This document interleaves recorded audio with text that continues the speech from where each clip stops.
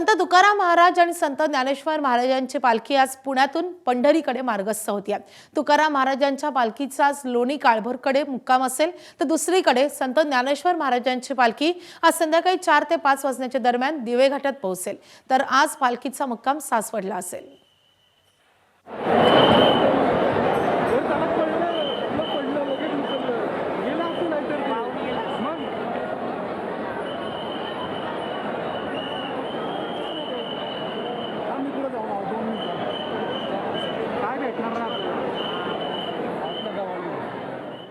काल रात्री मुख्यमंत्री देवेंद्र फडणवीसांनी पुण्याच्या भवानी पेठेतील संत ज्ञानेश्वरांच्या पालखीचे दर्शन घेतले। यानंतर त्यांनी नाना पेठेतील निवडुंग्या विठोबा मंदिरामध्ये मुक्कामी असलेल्या संत तुकाराम महाराजांच्या पालखीचेही दर्शन घेतले। यावेळी त्यांनी वारकऱ्यांना सुखरूप वारीसाठी शुभेच्छा दिल्या।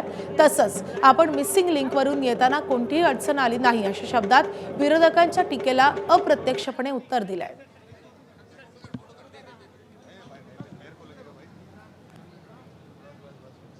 महाराष्ट्राची ही एक अशी परंपरा आहे की ज्यामुळे एक असीमित अशा प्रकारची ऊर्जा आपल्याला प्राप्त होते आणि म्हणून इथे काही न मागता मिळतं अशा प्रकारची वारी आहे। अर्थात मला विश्वास आहे की मी जेव्हाही पांडुरंगाकडे जातो तसं तर मी ईश्वराला कधीच काही मागत नाही, पण जेव्हाही पांडुरंगाकडे जातो त्यावेळेस पांडुरंगाला एकच साकडं घालतो, कारण आमचे सगळे वारकरी शेतकरी पण आहे।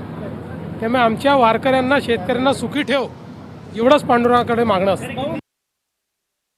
दोन्ही पालख्यांची व्यवस्था अतिशय चांगल्या पद्धतीने चालली आहे आणि वारीला माझ्या शुभेच्छा तर आहेच, पण त्यासोबत सर्व वारकऱ्यांना माझी विनंती आहे की सर्व अतिशय आनंदाने जा, पण सुखरूपपणे जा।